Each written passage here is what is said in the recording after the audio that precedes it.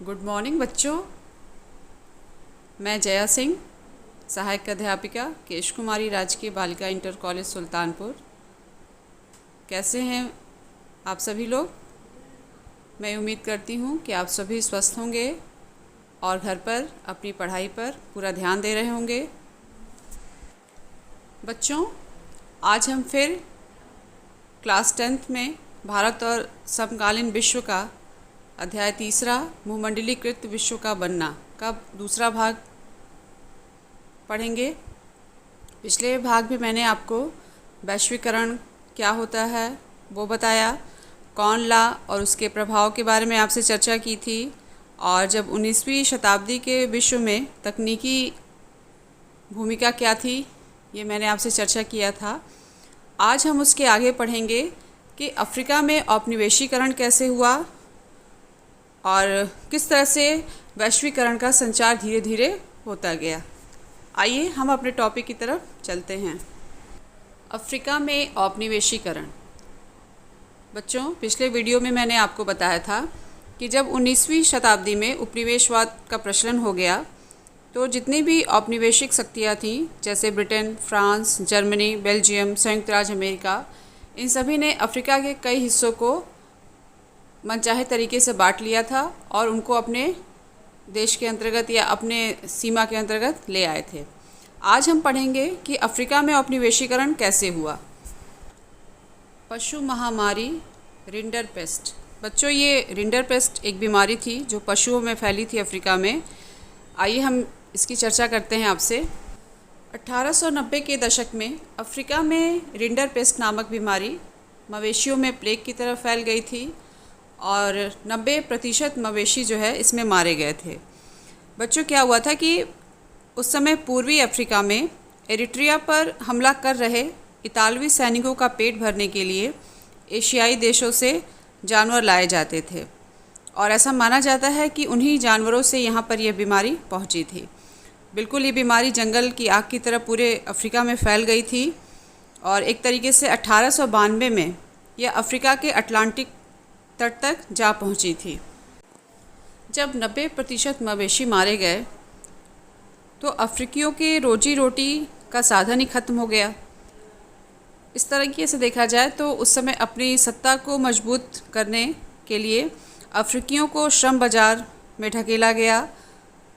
बागान मालिकों, खान मालिकों और औपनिवेशिक सरकारों ने जो बचे खुचे पशु थे उनको अपने कब्जे में ले लिया और इस तरह से लोगों को खानों की तरफ भेज दिया। और उस समय अफ्रीकी भी बहुत मजबूर थे क्योंकि उनके पास पशुधन बिल्कुल ज़ीरो हो गया था।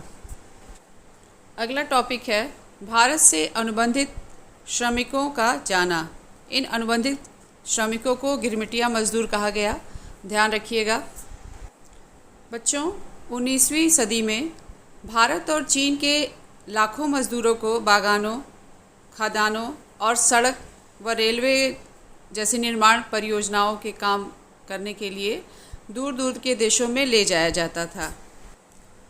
उसमें से जो भारतीय श्रमिक होते थे इनको एक ख़ास तरह के अनुबंध या एग्रीमेंट के तहत ले जाया जाता था और इस एग्रीमेंट में यह शर्त होती थी कि यदि मज़दूर अपने मालिक के बागानों में 5 साल तक काम लगातार कर लेंगे तो वे स्वदेश लौट सकते हैं।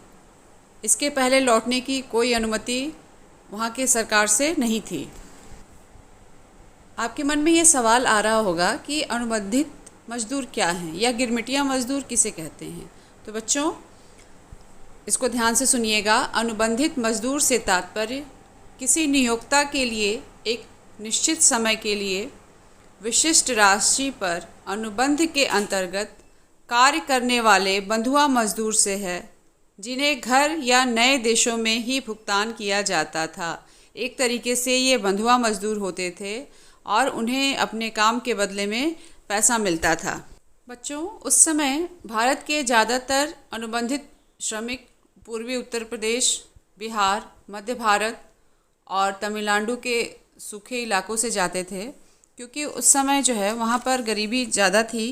कुटीर उद्योग धंधों का नाश हो चुका था, ज़मीन का भाड़ा बढ़ गया था और खानों और बागानों के लिए ज़मीनों को साफ़ किया जा रहा था। इस तरीके से ये लोग मजबूरी में गिरमिटिया मजदूर बनने के लिए तैयार हुए थे। इन श्रमिकों को कैरिबियाई द्वीप समूह और उसमें भी त्रिनिदाद, गुयाना और सूरीनाम में भेजा जाता था। इसके अलावा मॉरिशस व फिजी में भी इन श्रमिकों को ले जाया जाता था और इनका जो भर्ती का काम होता था मालिकों के जो एजेंट हुआ करते थे वो करते थे। इसके बदले में एजेंट को कमीशन मिलता था। अनुबंधित मजदूरों की स्थिति। बच्चों, जो हमारे श्रमिक गए थे इन देशों में, कैरिबियाई द्वीप समूह में, चाहे मॉरिशस या फिजी में, उनकी क्या स्थिति थी, आइए अब हम उसकी चर्चा करेंगे। इस अनुबंध व्यवस्था को बहुत सारे लोगों ने दास प्रथा का नाम दिया। यह एक दास प्रथा एक बिल्कुल नए तरीके की थी और जब ये मज़दूर उन देशों में काम करने गए तो उन देशों की परिस्थितियाँ अपने देश से बिल्कुल विपरीत थी। उन्हें नाम मात्र के कानूनी अधिकार दिए गए थे जो सिर्फ कहने भर को थे। बाकी उनका उस जनजीवन से या उस परिस्थिति से तालमेल बिठाने में बहुत कठिनाई हो रही थी। बच्चों, इन कठिन परिस्थितियों में भी मज़दूरों ने अपने जीवन को सरल बनाने का तरीका ढूंढ ही निकाला था और वहाँ पर एक संगीत बहुत ही प्रसिद्ध था जिसे चटनी संगीत के नाम से जानते हैं। त्रिनिदाद और गुयाना में ये बहुत ही मशहूर संगीत था।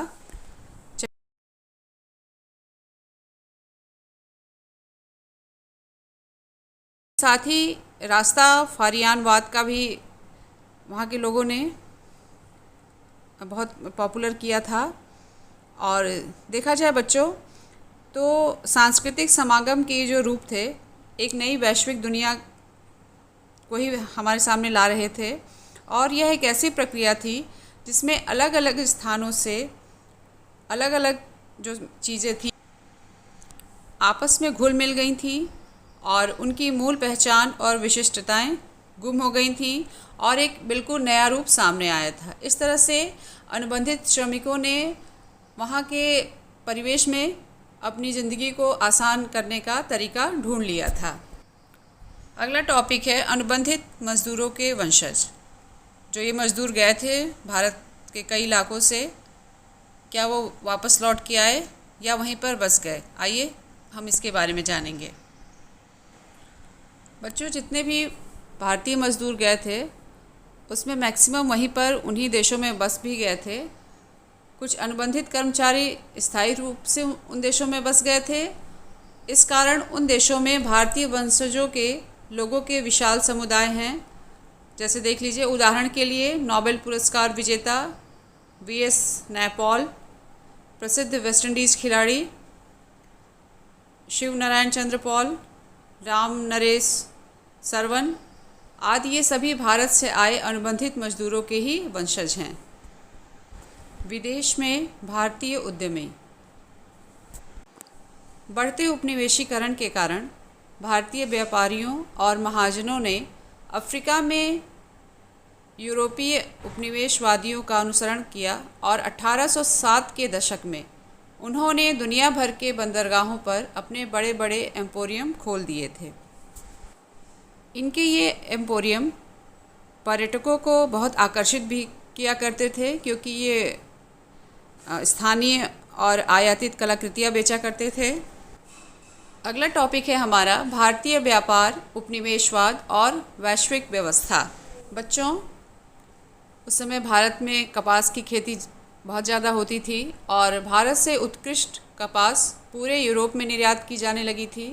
लेकिन जब इंग्लैंड में औद्योगिकरण हुआ उसके बाद से ब्रिटेन में भी कपास का उत्पादन बढ़ने लगा था और लेकिन जो वहाँ के उद्योगपति थे उन्होंने सरकार पर भारत से आयातित कपास को प्रतिबंधित करने का दबाव डाला था।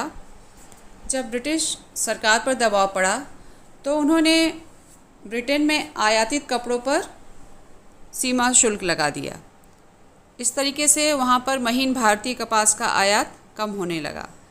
इस तरह से देखा जाए तो 19वीं शताब्दी की शुरुआत से ही ब्रिटिश कपड़ा उत्पादक दूसरे देशों में भी अपने कपड़े के लिए बाज़ार ढूंढने लगे थे और जब सीमा शुल्क की बढ़ोतरी हो गई थी तो भारतीय कपड़े को दूसरे अंतर्राष्ट्रीय बाज़ारों से भी भारी प्रतिस्पर्धा का सामना करना पड़ रहा था। अंग्रेज भारतीय किसानों पर नील और अफ़ीम की खेती करने का दबाव बना रहे थे। भारत में उगाई जाने वाली अफ़ीम चीन को निर्यात की जाती थी और इससे जो धन प्राप्त होता था ब्रिटेन द्वारा अपनी चाय पर पूंजी लगाने तथा चीन से आयातित वस्तुओं के लिए प्रयोग किया जाता था।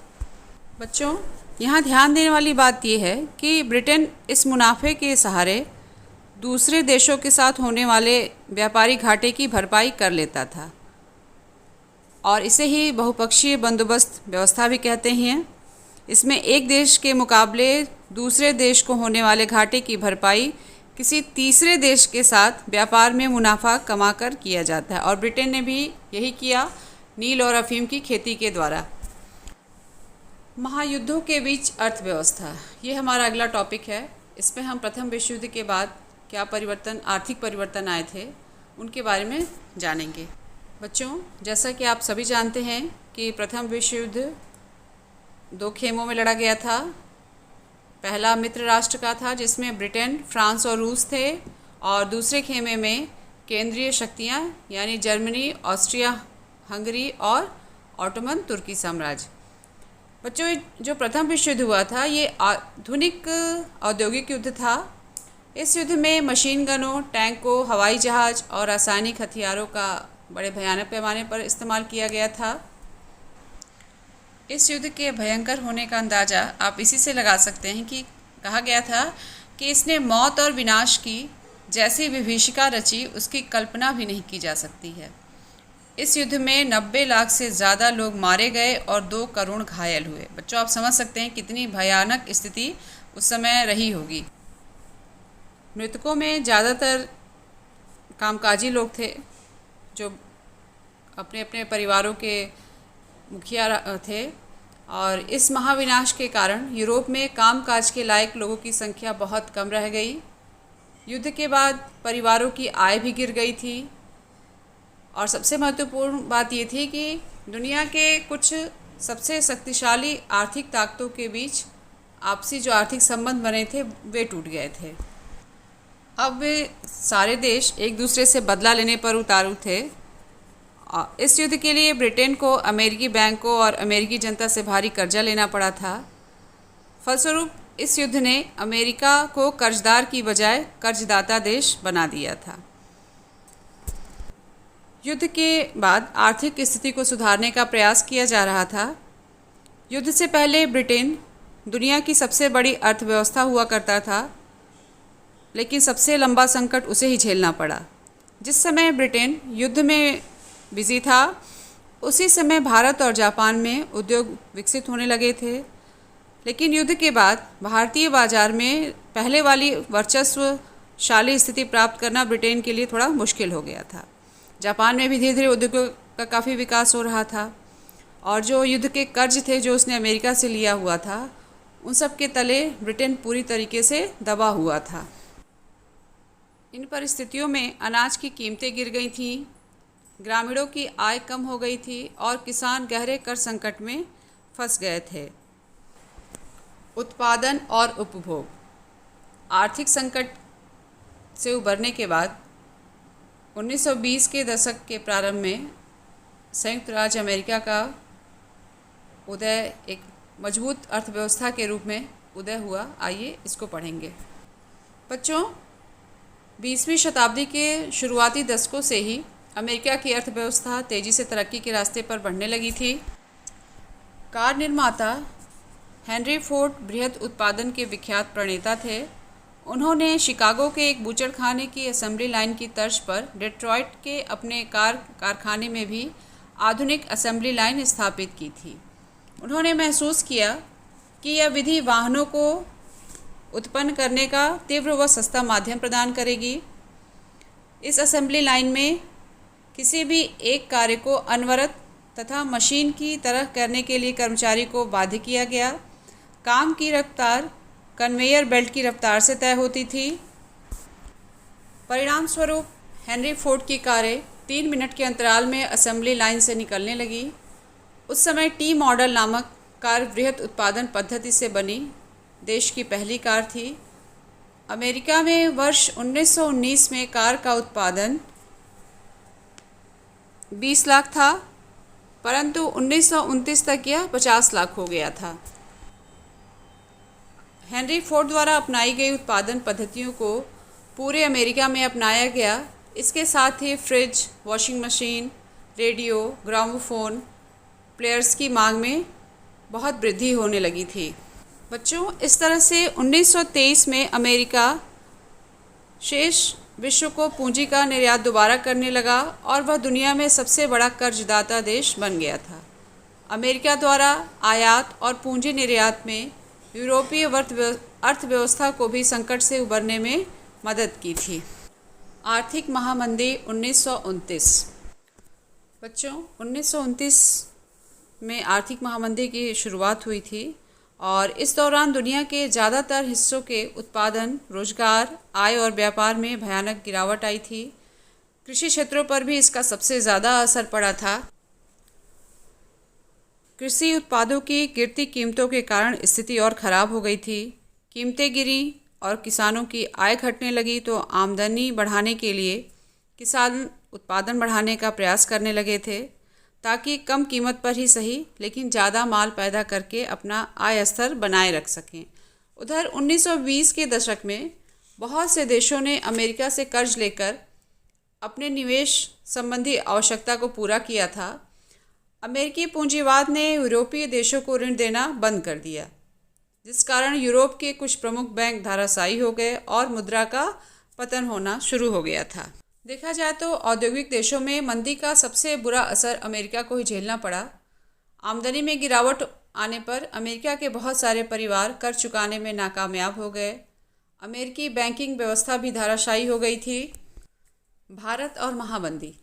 बच्चों, 1930 की इस महामंदी का भारत पर क्या असर पड़ा, आइए अब उसकी चर्चा करेंगे। महामंदी के कारण वर्ष 1928 से 1934 के बीच भारत के निर्यात और आयात का पतन हो गया था। जब अंतर्राष्ट्रीय बाजार में कीमतें गिरने लगीं तो यहाँ भी कीमतें नीचे आ गई थीं। शहरी निवासियों के मुकाबले किसानों और काश्तकारों को ज़्यादा नुकसान हुआ था। लेकिन मंदी के इन्हीं सालों में भारत कीमती धातुओं, खास तौर से सोने का निर्यातक देश बन गया था। प्रसिद्ध अर्थशास्त्री कीन्स का मानना था कि भारतीय सोने के निर्यात से भी वैश्विक अर्थव्यवस्था को पुनर्जीवित करने में काफ़ी मदद मिली। बच्चों, इस निर्यात ने ब्रिटेन की आर्थिक दशा सुधारने में तो निश्चय ही मदद की, लेकिन भारतीय किसानों को कोई लाभ नहीं हुआ, बल्कि उनकी स्थिति और चिंताजनक हो गई थी, क्योंकि कीमतें गिरते जाने के बावजूद शहरों में जो लोग थे उनकी तो हालत ठीक थी, लेकिन गांव के जो किसान थे उनकी हालत बहुत ही ख़राब हो चुकी थी। विश्व अर्थव्यवस्था का पुनर्निर्माण युद्धोत्तर काल। बच्चों, इसमें हम द्वितीय विश्व युद्ध के बाद अर्थव्यवस्था में किस तरह से परिवर्तन लाया गया या उसमें सुधार किया गया, उसको आपको हम बताएंगे। बच्चों, यहाँ ध्यान दीजिएगा, मैंने आपको बताया था कि प्रथम विश्व युद्ध 1914 से 1918 तक हुआ था। दूसरा विश्व युद्ध 1939 से 1945 तक चला। इस युद्ध में भी दो गुट थे। पहला गुट धुरी शक्तियों का था, जिसमें नाजी जर्मनी, जापान और इटली थे, और दूसरा गुट मित्र राष्ट्रों का था, जिसमें ब्रिटेन, फ्रांस, सोवियत संघ और संयुक्त राज्य अमेरिका थे। यह युद्ध लड़ा गया 1939 से 1945 तक, और इसमें कम से कम 6 करोड़ लोग मारे गए और लाखों लोग घायल हुए। इस युद्ध ने बेहिसाब आर्थिक और सामाजिक तबाही को जन्म दिया। युद्धोत्तर काल में पुनर्निर्माण का काम 2 बड़े प्रभावों के साये में आगे बढ़ा था। पश्चिमी विश्व में अमेरिका आर्थिक, राजनीतिक और सैनिक दृष्टि से एक वर्चस्वशाली ताकत बन चुका था। दूसरी ओर सोवियत संघ भी एक वर्चस्वशाली शक्ति के रूप में सामने आया था। वह कम्युनिस्ट गुट के नेता के रूप में पूंजीवादी अर्थव्यवस्था के लिए एक बड़ा खतरा बन गया। ब्रेटन वुड्स संस्थान, जुलाई 1944। युद्धोत्तर अंतर्राष्ट्रीय आर्थिक व्यवस्था का मुख्य उद्देश्य यह था कि औद्योगिक विश्व में आर्थिक स्थिरता एवं पूर्ण रोजगार बनाए रखा जाए। इसी पर जुलाई 1944 में अमेरिका स्थित न्यू हैम्पशायर के ब्रेटन वुड्स नामक स्थान पर संयुक्त राष्ट्र मौद्रिक एवं वित्तीय सम्मेलन में सहमति बनी थी। सदस्य देशों के विदेशी व्यापार में लाभ और घाटे से निपटने के लिए ब्रेटन वुड्स सम्मेलन में ही अंतर्राष्ट्रीय मुद्रा कोष इंटरनेशनल मॉनेटरी फंड की स्थापना की गई थी। युद्धोत्तर पुनर्निर्माण के लिए पैसे का इंतज़ाम करने के लिए अंतर्राष्ट्रीय पुनर्निर्माण एवं विकास बैंक, जिसे विश्व बैंक कहा जाता है, का गठन किया गया था। विश्व बैंक और आईएमएफ को ब्रेटन वुड्स संस्थान या ब्रेटन वुड्स ट्विन भी कहा जाता था। विश्व बैंक और आईएमएफ ने 1947 में औपचारिक रूप से काम करना शुरू किया। इन संस्थानों की निर्णय प्रक्रिया पर पश्चिमी औद्योगिक देशों का नियंत्रण रहता है। अमेरिका विश्व बैंक और आईएमएफ के किसी भी फैसले को वीटो कर सकता है। बच्चों, आपके दिमाग में आ रहा होगा कि वीटो क्या होता है। आइए मैं आपको आज बताती हूँ कि वीटो पावर क्या है। वीटो पावर का अर्थ है कि किसी प्रस्ताव को रोक सकने का अधिकार या किसी प्रस्ताव को सीमित कर सकने का अधिकार। इसके अंतर्गत क्या होता है कि किसी देश के अधिकारी को एक तरफा रूप से निर्णय प्राप्त होता है कि वह किसी कानून को रोक ले या उस पर अपनी सहमति न व्यक्त करे, और उसका ये अधिकार प्रभावी भी रहता है। अनौपनिवेशीकरण और स्वतंत्रता। दूसरा विश्व युद्ध खत्म होने के बाद भी दुनिया का एक बहुत बड़ा भाग यूरोपीय औपनिवेशिक शासन के अधीन था, लेकिन अगले 2 दशकों में एशिया और अफ्रीका के ज़्यादातर उपनिवेश स्वतंत्र स्वाधीन राष्ट्र बन चुके थे। लेकिन इन देशों में गरीबी और बेरोजगारी बहुत ज़्यादा थी और ये लंबे समय तक चले औपनिवेशिक शासन के कारण अस्त व्यस्त हो चुके थे। जापान ने भी अपनी अर्थव्यवस्था का पुनर्निर्माण कर लिया था और वह विश्व बैंक पर अधिक निर्भर नहीं रह गया था, यानी धीरे धीरे उसने अपना औद्योगिकरण। अगला टॉपिक है हमारा ब्रेटन वुड्स का समापन और वैश्वीकरण की शुरुआत। बच्चों, 1970 के दशक के मध्य से अंतर्राष्ट्रीय वित्तीय प्रणाली बदल चुकी थी। अमेरिकी डॉलर अब दुनिया की प्रधान मुद्रा के रूप में पहले जितना सम्मानित नहीं रह गया था। सोने की तुलना में डॉलर की कीमत गिरने लगी थी। अंततः स्थिर विनिमय दर की व्यवस्था भी विफल हो गई। बहुराष्ट्रीय कंपनियां भी कम वेतन वाले एशियाई देशों में अपने उत्पादन केंद्र स्थापित करने लगी थीं। चीन 1949 की क्रांति के बाद विश्व अर्थव्यवस्था से अलग थलग ही था, परंतु चीन में नई आर्थिक नीतियों और सोवियत खेमे के बिखराव तथा पूर्वी यूरोप में सोवियत शैली की व्यवस्था समाप्त हो जाने के पश्चात बहुत सारे देश दोबारा विश्व अर्थव्यवस्था का अंग बन गए थे। उद्योगों को कम वेतन वाले देशों में ले जाने से वैश्विक व्यापार और पूंजी प्रवाह पर असर पड़ा। भारत, चीन और ब्राज़ील आदि देशों की अर्थव्यवस्था में आए भारी बदलाव के कारण दुनिया का आर्थिक भूगोल पूरी तरह बदल गया और इस तरह से बच्चों वैश्वीकरण की प्रक्रिया पूरे विश्व में शुरू हो गई। बच्चों, ये अध्याय आपका समाप्त होता है आज, और मैं ये उम्मीद करती हूँ कि आपको समझ में आ गया होगा कि भूमंडलीकृत विश्व का बनना क्या था और किस तरह से पूरे विश्व में वैश्वीकरण की प्रक्रिया प्रारंभ हुई। बच्चों, इसी कड़ी में मैं आपको कुछ प्रश्न दे रही हूँ। आप उन प्रश्नों को पढ़कर समझकर अपना नोट्स तैयार करिएगा। बच्चों, इस वीडियो के लास्ट में मैंने आपके अध्याय से संबंधित कुछ प्रश्न दिए हैं। प्रश्न 4 प्रकार के हैं: बहुविकल्पीय प्रश्न, अति लघुत्तरीय प्रश्न, लघुत्तरीय प्रश्न और दीर्घोत्तरीय प्रश्न। जिसमें से बहुविकल्पीय प्रश्नों के उत्तर आपको लिखे हुए मिलेंगे और अति लघु प्रश्न के उत्तर भी मैंने आपको दे दिया है। आप ध्यान से देखिए और एक एक करके उसे अपनी कॉपी में नोट करते जाइए, याद भी करते जाइएगा। लघुत्तरीय प्रश्न और दीर्घोत्तरीय प्रश्न, इनके उत्तर आप खुद से लिखेंगे।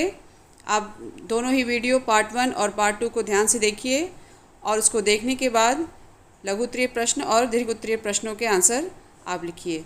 लिखने के बाद उसको याद भी करते रहिए और नोट्स कम्प्लीटली तैयार रखिए ताकि परीक्षा में आपको किसी प्रकार की कोई दिक्कत ना हो।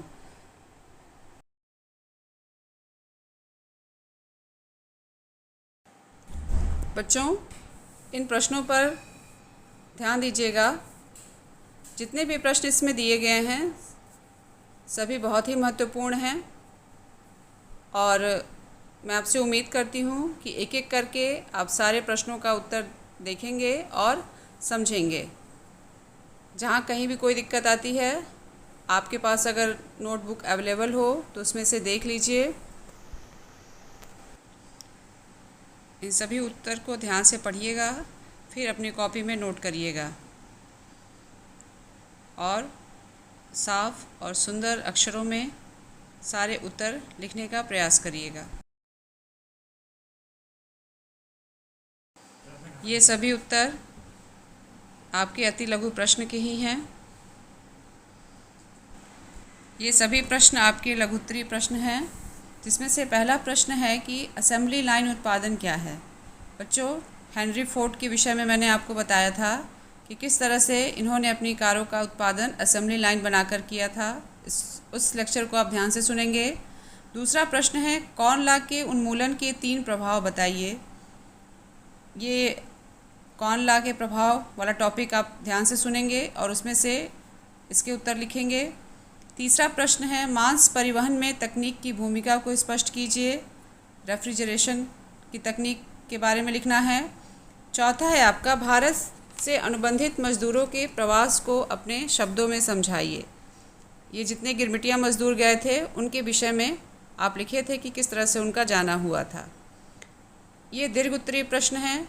2 प्रश्न मैंने दिए हैं, जिसमें से पहला आपका प्रश्न है अनुबंधित श्रमिकों ने अपने जीवन की अभिव्यक्ति के अपने ढंग खोज लिए थे। इस कथन की समीक्षा कीजिए। बच्चों, इस प्रश्न में आपको गिरमिटिया मजदूरों के जीवन और उनके रहन सहन के विषय में लिखना है और ये बताना है कि किस तरह से उन्होंने उन देशों में जाकर अपने आप को व्यवस्थित किया था और अपने जीवन यापन के नए तरीके और आनंद के नए तरीके खोज लिए थे। इसमें आप चटनी संगीत का वर्णन करेंगे। दूसरा है प्रथम विश्व युद्ध के दौरान विश्व के आर्थिक हालातों के विषय में लिखिए। जैसा कि मैंने आपको बताया था कि उस समय ब्रिटेन दुनिया की सबसे बड़ी अर्थव्यवस्था थी, लेकिन प्रथम विश्व युद्ध के बाद सबसे लंबा संकट भी इसी को झेलना पड़ा था। इसी के संदर्भ में आप वीडियो को ध्यान से सुनेंगे और अपने प्रश्न के उत्तर लिखेंगे। बच्चों, ध्यान से सारे प्रश्नों के उत्तर लिखिएगा। मैं उम्मीद करती हूँ कि आपको समझ में आए। आज आपका पाठ ये समाप्त हुआ। Thank you. अपना ध्यान रखिए। फिर अगले वीडियो में मिलते हैं।